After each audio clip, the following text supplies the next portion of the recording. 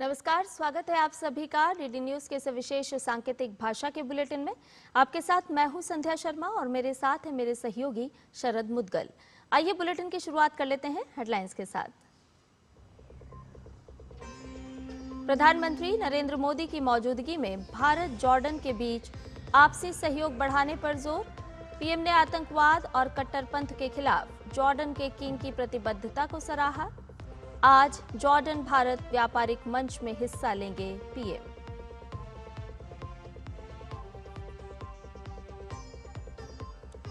लोकसभा में आज रोजगार और बीमा से जुड़े विधेयक पेश करने की तैयारी में सरकार।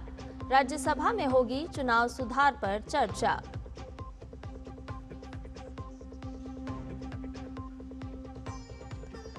पश्चिम बंगाल, राजस्थान, गोवा, पुडुचेरी और लक्षद्वीप में आज जारी होगा ड्राफ्ट वोटर लिस्ट। राजनीतिक दलों को दी जाएगी हार्ड कॉपी। निर्धारित समय में कर सकेंगे दावे और आपत्ति।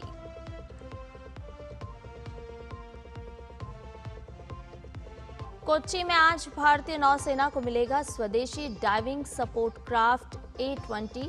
अंडर वाटर मिशन के लिए तैयार किया गया सपोर्ट क्राफ्ट।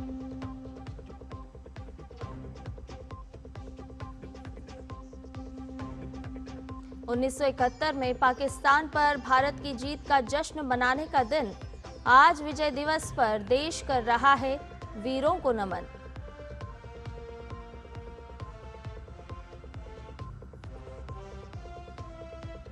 और आज अबू धाबी में होगा IPL 2026 का मिनी ऑक्शन। लगभग 350 खिलाड़ियों की किस्मत का होगा फैसला। 77 स्लॉट भरने की कोशिश करेंगी 10 टीम।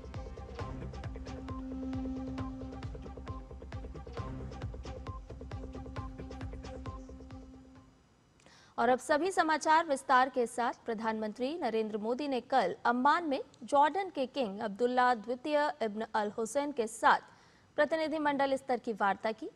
ये वार्ता राजनयिक संबंधों के 75 वर्ष पूरे होने की तैयारियों के मद्देनजर घनिष्ठ साझेदारी का परिचायक है। प्रधानमंत्री नरेंद्र मोदी ने आतंकवाद, चरमपंथवाद और कट्टरपंथ के विरुद्ध जॉर्डन के दृढ़ दृष्टिकोण की सराहना की। उन्होंने कहा कि भारत और जॉर्डन आतंकवाद से निपटने में एक समान दृष्टिकोण साझा करते हैं। प्रधानमंत्री मोदी ने 2015 में संयुक्त राष्ट्र से अलग अपनी पहली बातचीत का स्मरण किया। उन्होंने संयम को बढ़ावा देने में किंग अब्दुल्ला द्वितीय के नेतृत्व की सराहना की। पीएम मोदी ने कहा कि द्विपक्षीय संबंधों के अन्य क्षेत्रों के अलावा इस क्षेत्र में सहयोग और प्रगाढ़ होंगे। किंग अब्दुल्ला द्वितीय ने आतंकवाद से मुकाबले में भारत के प्रयासों के प्रति जॉर्डन के सशक्त समर्थन को दोहराया। प्रधानमंत्री मोदी जॉर्डन यात्रा के दूसरे दिन आज जॉर्डन भारत व्यापारिक मंच में भागीदारी करेंगे। इस मंच पर प्रधानमंत्री नरेंद्र मोदी के साथ जॉर्डन के शाह अब्दुल्ला द्वितीय इब्न अल हुसैन भी होंगे। इस दौरान दोनों इस व्यापार सम्मेलन को संबोधित भी करेंगे। सम्मेलन में दोनों देशों के प्रमुख व्यवसायी शामिल होंगे। दिल्ली अम्मान का तीसरा सबसे बड़ा व्यापारिक साझेदार है। भारत और जॉर्डन के बीच मजबूत आर्थिक संबंध हैं और दोनों के बीच 2.8 अरब अमेरिकी डॉलर का व्यापार है। जॉर्डन भारत को उर्वरकों, विशेष रूप से फॉस्फेट और पोटाश का एक प्रमुख आपूर्तिकर्ता भी है। जॉर्डन में 17,500 से अधिक भारतीय प्रवासी रहते हैं। इनमें से अधिकतर कपड़ा निर्माण और विनिर्माण जैसे क्षेत्रों में कार्यरत हैं। विदेश मंत्री डॉक्टर एस जयशंकर आज इजराइल का दौरा करेंगे, जहां वो अपने इजरायली समकक्ष विदेश मंत्री गिडियन सार के साथ द्विपक्षीय बातचीत करेंगे। इन बैठकों में भारत इजराइल संबंधों के विभिन्न पहलुओं, आपसी हितों के मुद्दों और क्षेत्रीय हालात पर चर्चा होने की संभावना है। अबू धाबी के अपने कार्यक्रमों के बाद विदेश मंत्री भारत इजराइल संबंधों को मजबूत करने और रणनीतिक सहयोग का विस्तार करने के उद्देश्य से इजराइल के अपने समकक्ष गिडियन सार के साथ बातचीत करने के लिए इजराइल जाएंगे।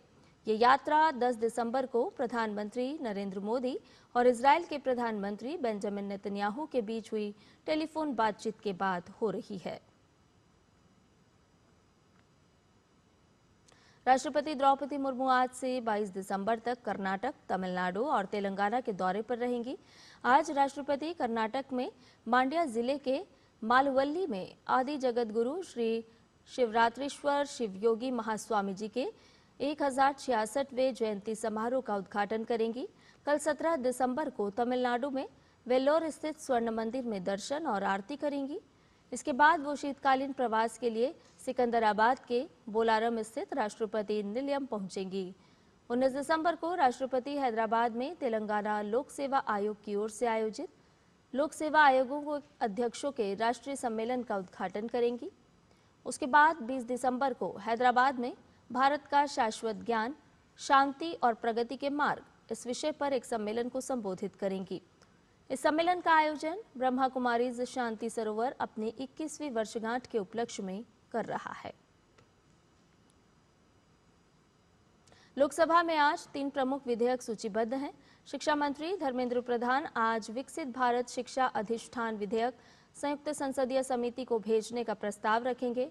इस विधेयक का उद्देश्य उच्च शिक्षण संस्थाओं में स्वायत्तता, गुणवत्ता और मानकों को मजबूत करना है।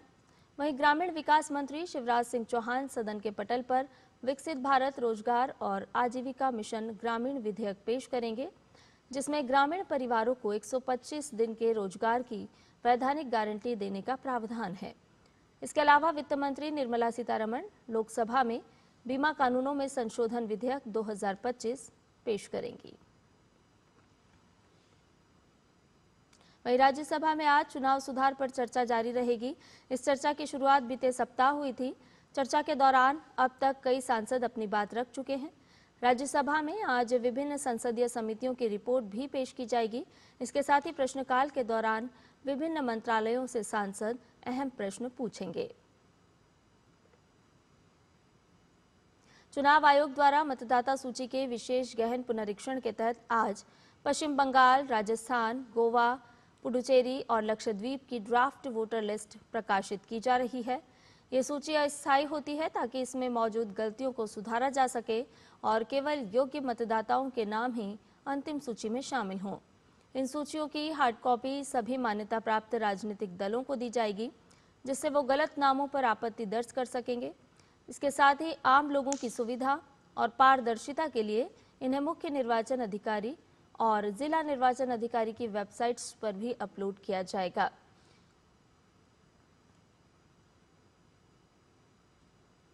कोच्चि में आज भारतीय नौसेना को एक ऐसा साथी मिलने वाला है जो चुनौतीपूर्ण समुद्री क्षेत्रों में मिशन को और अधिक सटीकता से पूरा करेगा। नाम है DSC-A20, जो मेक इन इंडिया पहल का महत्वपूर्ण उदाहरण है और 5 क्राफ्ट की श्रृंखला का पहला जहाज है। DSC-A20 का शामिल होना नौसेना के बेड़े के लिए एक प्रमुख उपलब्धि है। इसके माध्यम से भारतीय नौसेना की गोताखोरी और जल के भीतर सहायता क्षमताओं में उल्लेखनीय तेजी आएगी। आज विजय दिवस है। ये दिन भारत की पाकिस्तान पर 1971 के युद्ध में मिली ऐतिहासिक जीत की स्मृति में मनाया जाता है। इस अवसर पर रक्षा मंत्री राजनाथ सिंह और chief of defence staff general Anil Chauhan national war memorial पर पुष्पांजलि अर्पित करेंगे।